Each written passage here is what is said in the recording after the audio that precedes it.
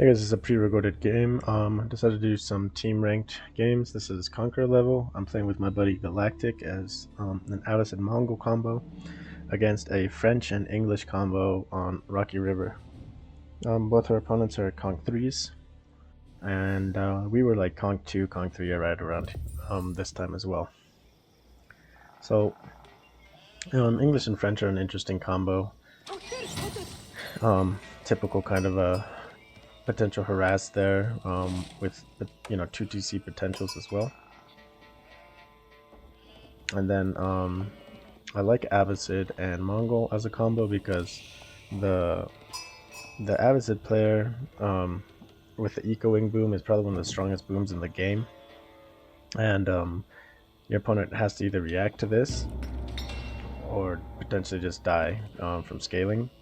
So if they don't react to this, yeah, it's going to set them back really far behind. And typically players do tend to react to this, and that kind of gives you space to raise in and help your ally here and there. But then sometimes the Mongol is kind of a bait because the Mongol base is so undefended, and typically it's kind of seen as an easy raid because no walls and all that type of stuff. Especially because of my army comp is Mangadai Keshik. Feels very exposed, so some people will just dive my base instead and focus on harassing me, which actually is really good for the Avicid player, your ally, because all of a sudden they can boom freely and get a little bit of extra time to get military production up and going. Another big benefit is they don't need sheep. He's got 9 sheep here at the beginning of his base, but pretty much all the sheep he's going to pick up here from now on, he's just going to get from me, which is a pretty big deal. So we got 10 sheep here. I'm going to drop that off. Go scout. A little bit of a misclick there. And we're doing just a fast H2 Mangadai harass play. We want to kind of get him off of gold here. The English player we can't do much about, but we can definitely harass the French player.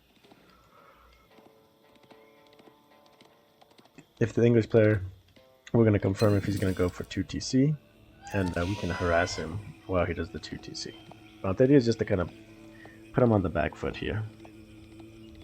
What we can. Unfortunately, there isn't a good observer UI for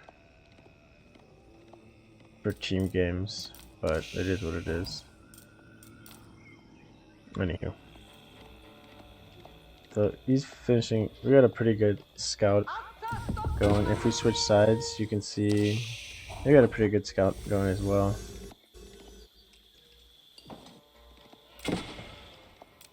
And we kind of see what had been going on here with this. We missed an opportunity to get a snipe on him here. There was 2 shots fired, so that could have been a kill potentially. Yeah, 60 health too. It would have been real close. We could have potentially killed it. So a little bit of a mistake there. We weren't playing super good in that regards. Here we see his forward stone. A school of Cav getting rushed up with 6 villagers. And then he does pull a villager off, but then he pulls another one off. But yeah, that's definitely a rushed build. But they've scouted us over here, and they know that we're going Eco Wing, and it's kind of just a given, typically in team games, that an Avicid ally will go Eco Wing. He's bringing me 14 more sheep, and I have 12 here already, so that's a pretty big deal. So definitely if you have an Avicid ally or a Berry ally, more so Avicid because they're going to go Eco Wing and be able to drop farms cheap, that extra resources can help you out significantly. So we're not going to kill a villager here, but we are going to get some decent harass, and that just kind of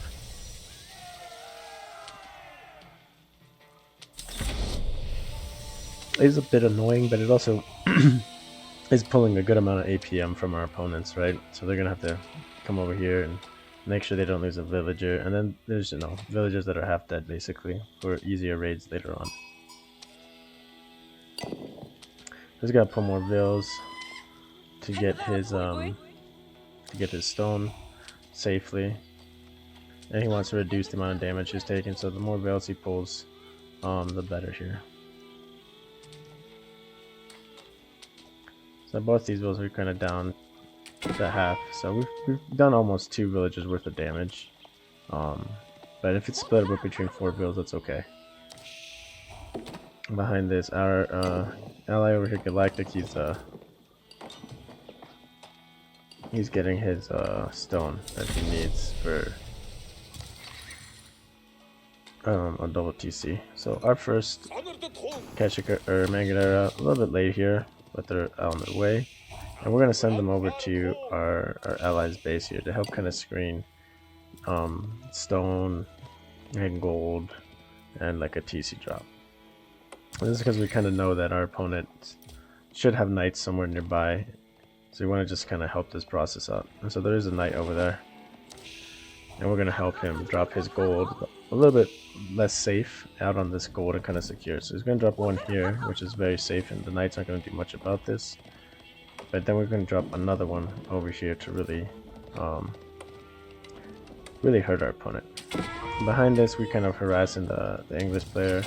We do react a little bit late here, and he does finally start to shoot back at us. And he gets a pretty easy snipe there.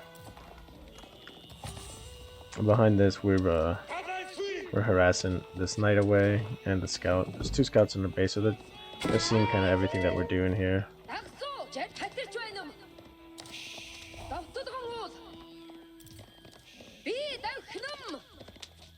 And we kind of push this back here, and then he's going to be dropping his TC on the gold. There is another knight on the way. He does see it and react, which is good, and we're going to send back our army here to deal with this. His TC is far from dead. It's not clickable for whatever reason. It's a little bit of a bug there, but again, with this many Mangadai, we can definitely push this back, no problem. And that's kind of just the key here. Without this kind of a placement wouldn't be possible, right? So you kind of want to help your ally be able to get this kind of positioning when possible. Securing stuff, especially against this comp where you're not going to get a lot of damage rating against him. You know, he's got a back gold and an English ally, so you're not going to get really much rating done over there. So he does a nice little raid on us here on our gold, kills a villager. And there is a king here, so his idea would be probably to do some sort of big cav mass that you can constantly be healing with the king's aura, which is actually quite good. It's actually like 2 curl ties worth of healing, which is very good. But since it's mobile and it never stops, right? As you move.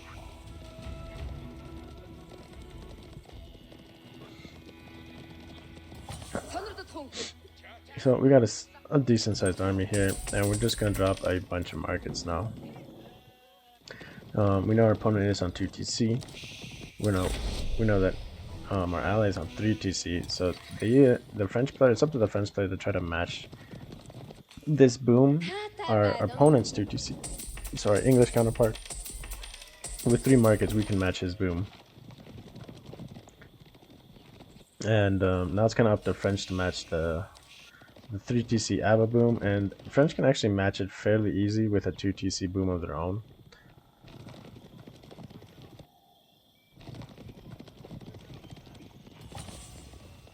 Just because French has a faster villager production time, so it definitely adds up. It's not as good as the 3 TC boom, especially the farm transition and all that stuff, but it's definitely can be done. So we can see that the English player is massing up a lot of longbows here, which for us means we have got 2 options here. We're gonna go harass the French player and see kind of what's going on, but if he commits to a push here, we need to switch to cavalry to help hold. We've got our trade market setting up. Our allies dropping a market in the very back here. The Rocky River is definitely a trade priority kind of a map. And he's starting to drop production now. So he's dropping barracks, stables. He'll probably drop a range here. Oh, he does have a range already. So having the triple comp is important just to be able to react appropriately, since we are all cav. And in general, camo archers are really good. So over here we see full walls, and we catch a second TC. So we know he's matching our opponent, our allies' boom. And yeah, because of that, we have to keep in mind that they are booming and they're going to be looking to push here. They're going to have a decent sized army, and there's going to be a timing here where they're going to have a bit more army than we are. As we do our trade boom, as his 3TC comes online. But because he's gone 2TC, it will reduce a little bit the French players' numbers, but there's still going to be a decent window here, so almost sniped this Royal Knight. Would have been really nice if we had been able to get that kill secured. So getting one Royal Knight there is at least nice. And we just have to stay away from the longbow mass.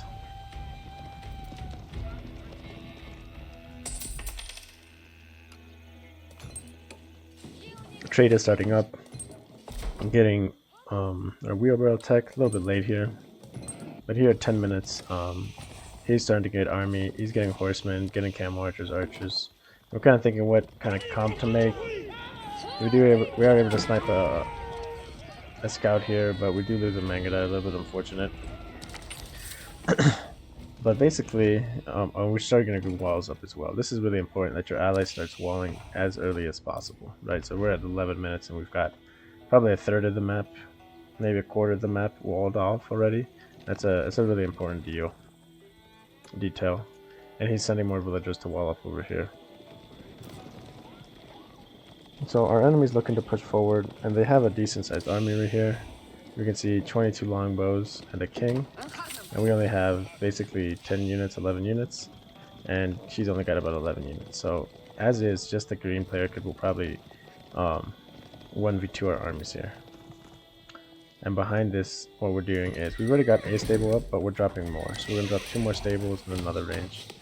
And basically we have to posture to hold this as much as possible. We can see the knights here, there's at least 6, but we think there's around like 10.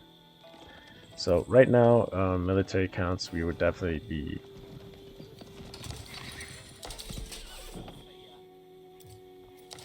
losing a straight up fight. So we're producing units, but we've got our double Keshiks out, and you can see third stable is almost online, and we're going to drop a fourth stable here. So where we were at 11 units about 30 seconds ago, we're going to be ramping up much quicker. And he's also on for production building, so he's going to be ramping up. So we know that his armies are here. We're waiting for either a push into his base here to react as we mass, and we're just playing we're going to play very reactive here with our cav. We have to either cut off reinforcements depending on how this push works. So we are dropping a scouting falcon here, so just we have like some idea where his army's at if he does start getting pretty close. Our trader count is starting to climb up as well. We still have 9 sheep here, so again this works really well when all of the sheep get dropped off here. English starts pushing forward. Again, we look at this army count, we can kind of see, okay, he's got 25 longbows, he's got 10 knights, he's got like 30 longbows, and so we're just posturing to pull his army this way, away from him. We still want a little bit more time. Our 4 stables are up, and they're pumping non-stop. We had a lot of food that was floating, and now we can just crank out a ton of Keshiks, ton of horsemen, another double Keshik. So after we get this round of units, now we can try to take this fight, right? Now he's got, and we got good full vision, he's got 44 units, and our allies got 30, and we've got 28, so we're almost at 60 versus 44, so we definitely have a big advantage here. And at this point, this is where we kind of take this posture forward.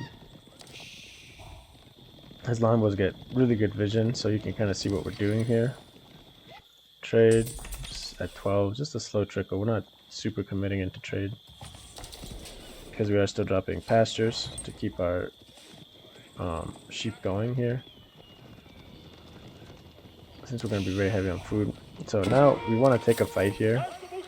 We're getting a tower for vision, but what we're doing is taking a fight to posture and pull its army. Now we see villagers here, and that we wanted to take, and I'm just going to pause here. I guess I don't have to pause it, but we wanted to take this fight a little bit later to really secure it. The more overwhelming the numbers, the better that fight is, the less resources you lose compared to what they lose. 36 longbows, 13 royal knights, a king, 3 villagers dropping the tower is halfway full, right? So talking 50 units. We've got 31 here, cav here, and we got another 40 here. So we're talking I guess I can't group them all together. Well, anyway, so 71 versus 50. 51 actually. There's another Royal Knight. So this is kind of where the fight gets interesting. Now he's kind of pinched. He's up against this river. He can't really back out, and he has to commit to my mass behind him at the same time. We're just going to charge with our cav into the longbows. His knights are kind of in a weird spot, and we're just going to micro down these villagers, because that's the most important thing that dies. You can see our timing is pretty close here. It was almost up. So, yeah. Now, because of this kind of little pincer attack, and then the supply lines are on the other side of the map, with mostly infantry, right? I mean, the Royal Knights can get here pseudo quickly, but the longbows, all the spearmen will not get here quickly. And every time they're retreating and not shooting, they're taking a lot of damage from the Megadite too. So at this point, you would pretty much say that they had higher scores than us and everything, and now we've kind of flipped the script and we've got higher scores. And at this point, the game is pretty much, you could say, is over. Just because our allies' eco is off the walls right now. Our eco is scaling up with trade decently. And so we're going to try to burn in and get some pressure. They do a good job of walling their bases, and they were looking to prevent raids. You can see we've also walled up our side. There's a couple of knights roaming around. They're looking for raids. We probably could have done a better job of walling around the front of our base here. And we're just looking for wood lines to harass. So this is still a super thick wood line we can't get on the back of. We do look to burn here. Get some passive healing, because we're potentially trying to pull more army, while he kind of stays up here and forces pressure to the north. Because we do know there's a second TC back here, which usually leads to decent picks. So we're just gonna tap up the Krotai quickly. Sometimes tapping up with that many isn't worth it, but we did want to pressure this thing very fast so we can bring it up on the front line and heal our armies. As I go castle, he's also going castle as well here. So we're both doing a castle ton at the same time, just because we felt very confident with the amount of damage we did to his armies. And now that I'm tapped up, if we stayed and tried to fight this, we could, but there is no real sense in staying and fighting this. We got a bunch of weak units here. We'll bring the Krotai up, we'll heal everything up, drop a pasture, pick up relics, and we just gotta get our military techs here. So, veteran Keshiks, veteran Mangadai, balanced projectiles, wedge rivets, it's all gonna start coming in. Traders are coming in, so in terms of our eco, we should be very close. We were short on wood. Don't forget the ability of an opponent or your ally to sling you resources, so like all that extra wood is a big deal for us. That's, as you can see here, that's 7 pastures we're able to drop. Range, another stable, and we're just healing up our armies here. So even if this gives them a window to set up for castle themselves, the big thing is we're getting our military techs safely under Krotai, fully healing. So he's gonna have a window to heal up now, and he's almost at 200 pop at this point as well, I believe. Yeah, he's almost at 200 pop, sitting on 125 eco. So one thing is we do a really bad job of scouting over here, and perhaps we could have done a better job of just overall seeing what our opponent was doing after that fight. But in general, in terms of the macro, we kind of had a really good idea of what was happening. There is a white tower getting dropped here. It's getting quick tapped up by a lot of villagers. It's like 19 villagers? No, shit, that's with 30 villagers, so there's no way we can take this fight. Yellow is also castle, so we'll just bring Krotai up and we can just kind of start a siege here. We've got all of our military techs. He's getting all of his military techs through shortly. Yep, there's his military techs. So his army's getting upgraded is going to help significantly. And now it's all a matter of pulling armies. So right, so they just invested in their castle tech. We've invested in our castle tech previously. And what we're doing now is going to be pulling an army all the way around here. So we know this is all walled, or we're assuming this is all walled. And since our army is mostly Mangudai, this gives the impression that it's going to be a minute for us to get through, and we're not doing a lot of damage. While our ally over here, Galactic, is pushing directly into the base. So this is forcing a decision by our enemies, whether it's a 2v1 Galactic, or 2v1 me, or 1v1. So yellow is definitely going to stay and try to fight this. And green decides to come down and help. And because green decides to come down and help and doesn't take the 1v here, we're able to basically just dive his base and start killing a disgusting amount of villagers here. So he's losing absolute tons of villagers. We've got our +2 air defense, which helps a ton, as well as we dropped our defense arrow here, which is really helpful as well. So Galactic's able to do some damage here, kill a bunch of villagers, and commit the fight here. But he didn't win the fight per se. But this fight also just kind of just pulls us our lead super far ahead. As you can see, green's score has dropped significantly. He's lost a ton of villagers. He's losing army out of his production buildings right now. And we could probably sit here and actually fight this and be okay. But there's not tons of sense in doing that, so we're just going to run through, force more idle time. And as this idle time's happening, sure, yellow's going to be pushing back this army for a little bit, but Galactic behind it is just dropping mass production, right? That's a disgusting amount of barracks. And we get a little bit more wood. And he did do a good job of walling up the walls here, so we weren't able to like leave per se where we wanted to, but we are able to come through over here where we've been rallying more troops on the Kurultai, and we've got a forward proxy base siege. Trades up to 43, so we're happy with our trade. We're sitting pretty there in that regards. Now that we have siege, we can really this white tower is kind of a central defensive point that bridges these two, and this wall is kind of holding it. So if we want to go through the middle on these both exposed sides, we have to go through the white tower, or we're going all the way around the side. And again, that forces their army to make a decision: take a 2v1 or take a 1v1.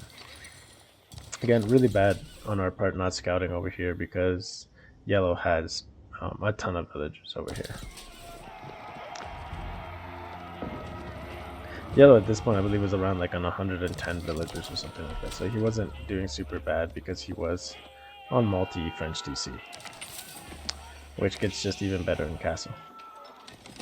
But you can see, score-wise, we're pulling way ahead of our opponents here. They're not doing a good job of grabbing relics and securing stuff like that. And again, same thing. We're just going to see and force army to come up and deal with us, to give him an example, or to give him an area to attack here. And we see that green and yellow are over here again. And at this point, Galactic's at 100 pop. So he's just wanting to sacrifice army, commit resources. And behind this, we're just we're burning down blacksmith. We're gonna burn down houses. We're gonna try to house our opponent here the best we can. And we're checking out some of these exterior gold nodes. And because green and yellow army, the majority is over here, this gives us free reign to just burn. It's a lot of extra resources that we get, right? As Mongols. 4 houses. It's something that he has to commit to. Production buildings, all these things. So again, we can just burn some stuff, fall back, and really the main push that's really building up is over here in the middle. We do notice a red palace going up a little bit late. It's an aggressive red palace, but going to imp under this much pressure was definitely a bit of a very gutsy move, and try to cut off the reinforcements here for Galactic, and kind of give him some space here. Again, not a terrible decision. Green makes a keep over here, and we're just going to commit to once again diving his base and getting a bunch of villager kills. Trying to fight under Red Palace is not a great idea, but you can see Green's army here is really small, not great. We have Springles mixed in as well. You can see the damage is decent, and you know, idle farms for the English player are big, and this army is kind of committed here, and sure, it's doing pretty good because it's spearmen against our cav, but we're not super worried about it with the Springle support and with a lot of reinforcements coming here, because behind this really we're doing more serious damage. Galactic has been kind of rebutted because of this red keep, and behind this we just keep some units to keep running down over here in the English base, doing a lot of damage. And we did want to run across here past the French place where we see some walls, some sectioned walls. So we did kind of bad here losing our siege, but again we just have the numbers, we have the mass to be able to hold here, so losing our siege here wasn't the best, but being able to do I mean basically game ending damage on Green, because he's just basically making a couple units, but he can't really sustain his villager count up any higher. So at this point it's basically a 1v2 with yellows, eco just kind of sustaining. Who else was trading on the other side? Oh, this was over here. There's a little cubby here. I missed this, but he tried to raid us with some horsemen, and they got stuck on a wall, and then he messed up his A move. But yeah, we almost got a wall low on all of those horsemen and knights. They're just a little bit late. So again, siege, cannon tower on this front proxy, and we send some cav over here just to kind of see what's going on, and we find out, oh yeah, there's a whole freaking there's a whole freaking base over here. So we get a little bit of damage on the villager here. 2 trebs, 2 mangoes, but now over here, these 9 cav units can do a lot of damage here. Besides getting perhaps like bounty on this, spearmen are chasing these calves, so that'll get cleaned up. We do need to start dropping towers on our trade. But basically we know that he has a second TC, he had a wood line back here, potentially another wood line over here. So we can get into the back on this eco here. Nothing happens though, because it looks like, yeah, we run into a bunch of knights. We're forcing pressure, but at this point, we've got a massive base here. We sent a bunch of resources to Galactic. I believe we sent gold. But at this point, now we're pushing up the center, right? There's another keep here. He's trying to creep crawl towards our trade, towards this west flank, but 3 mangoes, 2 trebs, just kind of busting down these buildings. Pushing this flank is not a problem. We do catch, you know, since this was going up and we see villagers throwing it up, we're gonna commit to a push here with our cav.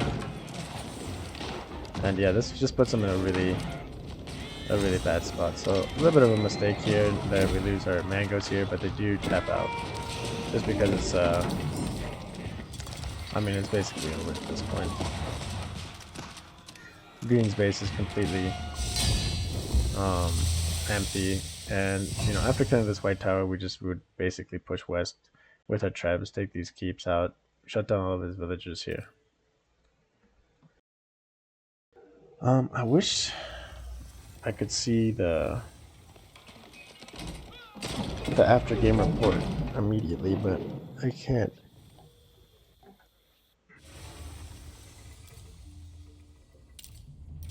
What was it? Rocky River, I think this one. Yeah. So if you look at the timeline, just real quick, villager count, we can see everyone's on 2, 3 2C, 2 2C, 2 2C, and you can see the French 2 2C is not as good as the ABBA 3 2C, but you're investing similar eco, and it's much, I mean, it almost keeps par. And then Galactic's, I think, kills off some villagers to switch into traders there. If you look at economy count, you can see, yeah, we're both up here. and the French player was way up here as well. But when one of your allies goes down, that can basically turn into 2v1. But you can also see that his military count was never really able to keep up. Green's military was super heavily invested because he was kind of in survival mode, and he had to try to keep them alive. But after he lost that one big mass here, after this big push, he lost a lot of units. And besides the tech difference, our military counts were way ahead of theirs. So that's one game. And let me see, 30-minute video. So we might do another one real quick. Maybe we'll just go a little bit faster on this one. Let's see, who is this versus? This is versus Saber. This one was pretty good. So this is a 20-minute one. And unfortunately, I mean, it just kind of shows what happens.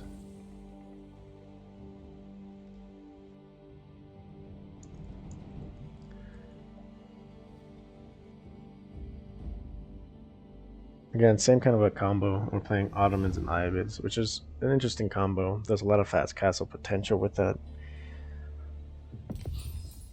Turtley potential. So again, you have to do a really good job of scouting and seeing what your opponent does here. Maybe we'll speed this up just a little bit. Well, again, we're going to go 1TC and raid. Both Ayyubids and Ottomans, Mangudai can do pretty well against them in feudal. We get in front of Yellow Scout here. Lose a sheep, but it's not a big deal. We just get our side here. We get these 3, so in the end it works out good. Our outside allies also can be getting sheep for us. So that's always the big pluses.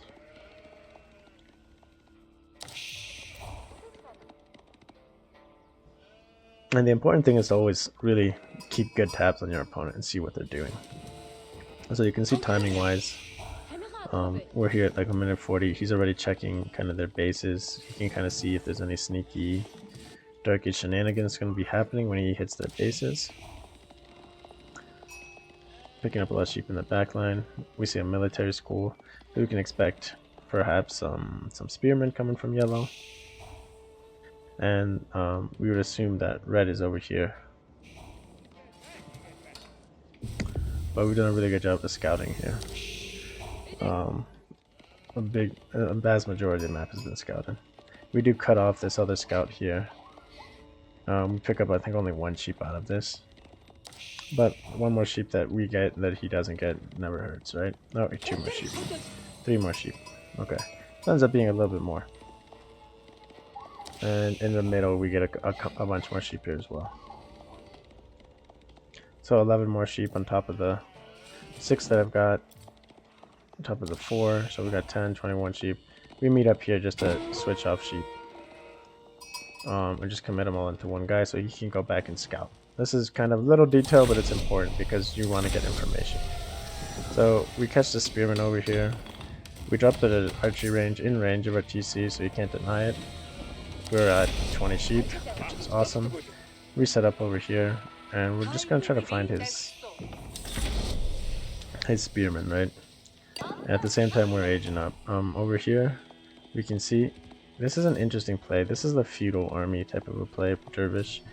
So they're looking to do potential like feudal aggression is potential with this. Get to a fast castle, kind of a relic nab, but you lose a lot of your dervish potential getting that wing in feudal. Like those dervishes do a lot more healing. You get a lot more bonus using them in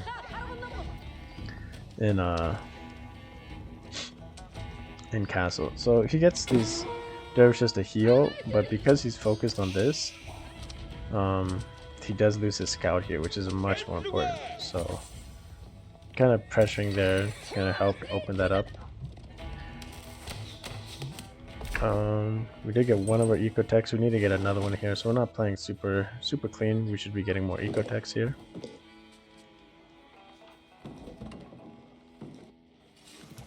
One safe TC. Our opponents are back in their base, so we can drop again another TC potentially on this gold, which is a big deal, right? He's almost ready to drop it as well. And here we can see, okay, so this is just Dervish aura healing. This kind of prevents us from doing too much of a push unless it's really concentrated. And even then, it's not like we're going to be able to deny a castle or anything, right? So we have to be careful about taking a fight here. The Desert Raiders, they take too long to mass, and Mangudai actually do quite well against them, so not really a big issue here. And he's coming to drop his second TC here with 10 villagers. So we snipe another Spearman. A little bit of value, nothing big. We did get our wood tech. We still have more eco techs to get here. We do spot Sapahis. So this is where they're starting to make a decent feudal ball here. And it's tough to say because we're not paying attention to the Ottoman. If this is going to be an entirely feudal play or if it's going to be a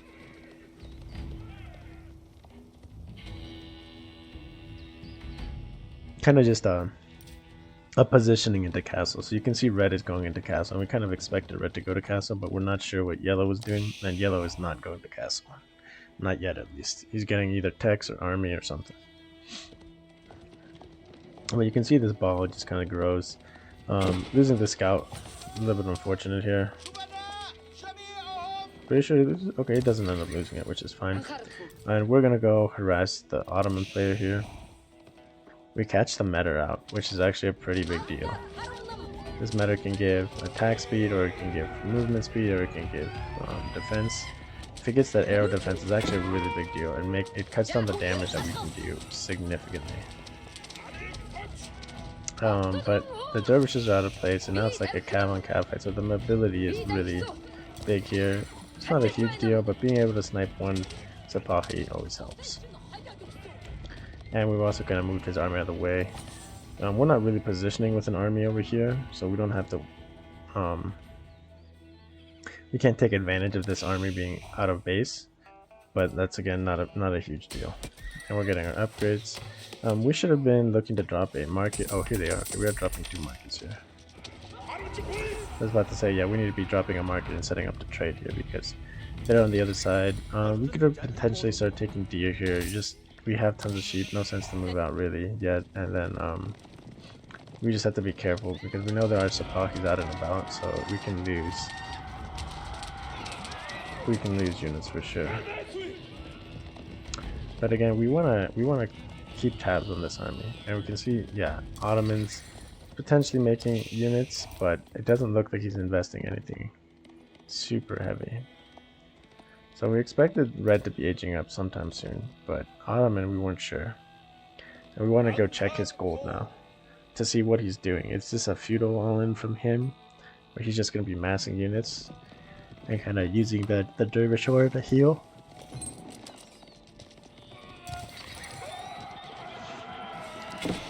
Yellow cone dives here. You can see that Galactic's army isn't up to snuff yet.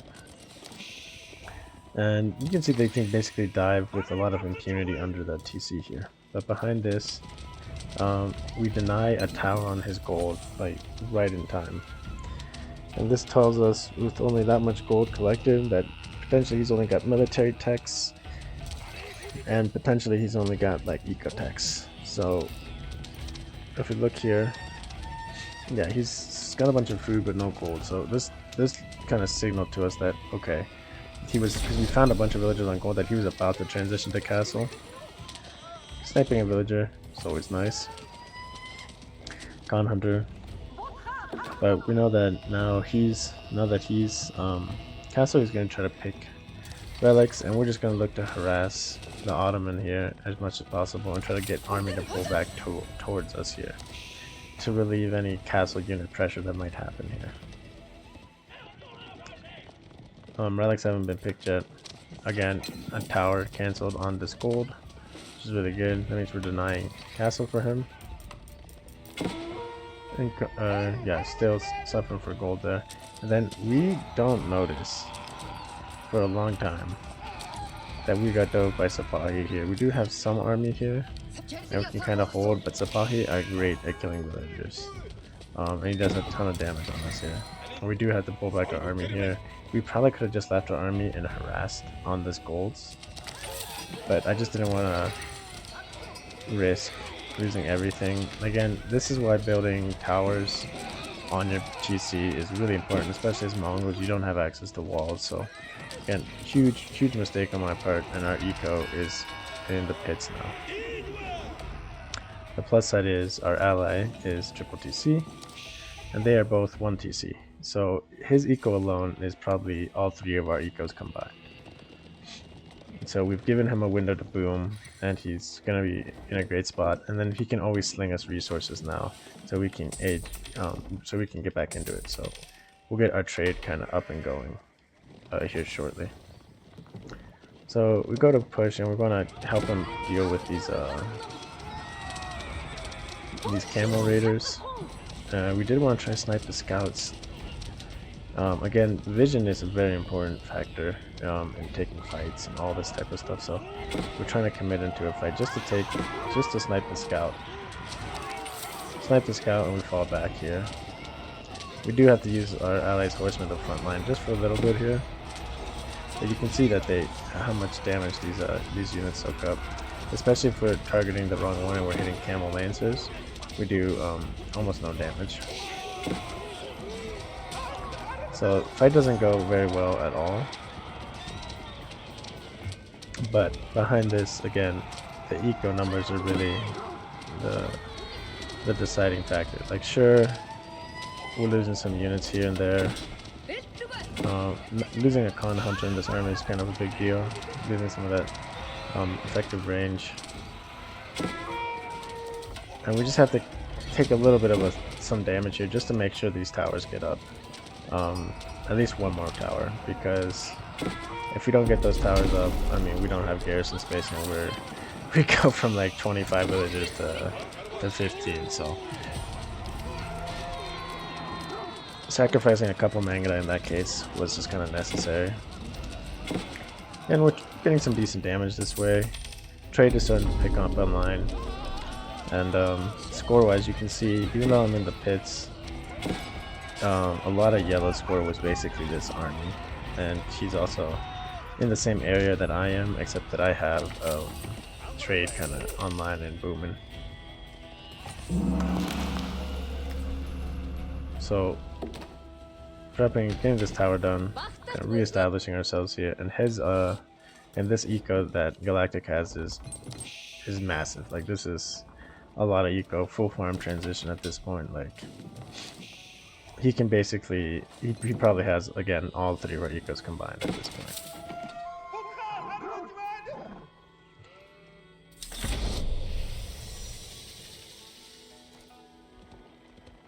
We can see the dervishes have been picking up relics, so we know red is going to have a ton of relics here. And we're being a little bit careful with our army here. And we get food and gold, so we can sling ourselves up the castle really quick. It's just something that we need to do. Sometimes getting those resources, especially after losing so many units, just helps keep that tempo in a good spot. Galactic, knowing that he's got such, good eco, and we just finished killing a bunch of units, is gonna poke and prod here, gonna see what we can get here. Does have to be careful about overcommitting, and for his military text to come through. He's getting his +1 iron undermesh, a little bit late on his text, but coming through nonetheless. Gulam's gonna be coming out as well. And we're going to take our army, and we're going to go look for raids on the back and around the flank. This forward position here is going to kind of invite them to 2v1 him. We're going to get our techs up as well, and we're going to bring the curl tide to the south over here. Kind of as a middle spot between our 2 bases for now, but eventually we want to be supporting his army. So tons of camel lancers, desert raiders, dervishes. But you see, he doesn't take this fight because this is a lot of spearmen. A lot of spearmen will do really good against us. Well, we drop additional market so we can kind of get our boom going a little bit better here. We've got enough villagers to sustain 3 markets, and the sooner we get online, the better. That way, this 1v2. I mean, his ecos can basically 1v2 at this point, but the sooner we get online, the better, because it just takes a couple of really bad fights. So getting that extra gold helped us get our eco techs, military techs. We get a bunch of techs here. This isn't a big army, this is 12 units. Regular Mangadai getting upgraded. Regular horsemen.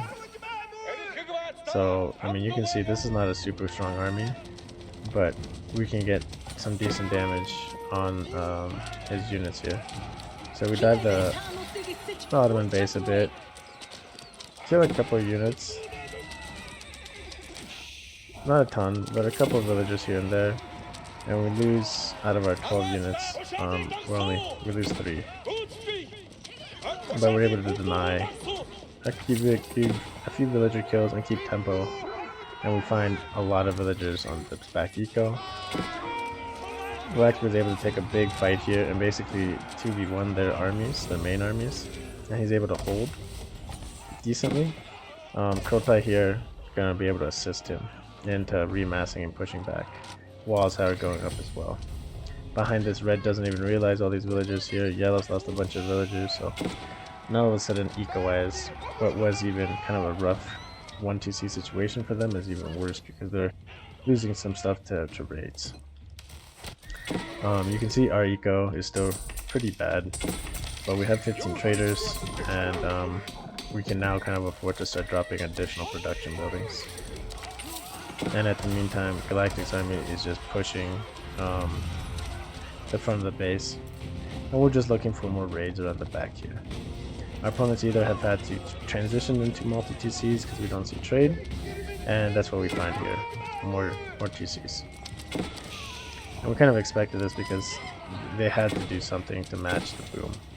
Otherwise it's just like a matter of time, right? So final TC, idle a bunch of food here. Galactic kind of gets free reign of this guy's base, and we find another pocket of vills over here. And we're sending another raiding party. Small one, but again, would be able to take care of any vills, and we're just going to loop around and see what we can see. That's in this base. Kotai could probably move like to right here. Production is up.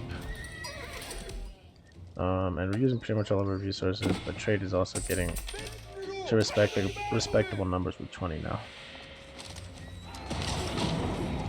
Mango can be pretty good, but it will have to be very well protected.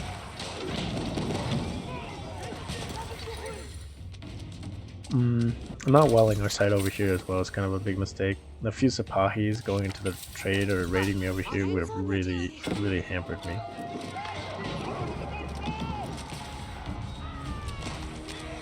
Kotai not setting up, kind of a big issue. Looking for more villagers, nothing we could find really over here. We once again get another villager for yellow. Kotai not setting up, little pockets of villagers all over the place for our opponents here. And yeah, we're just trying to harass everywhere. And again, basically Galactic carries this game with the eco here, right?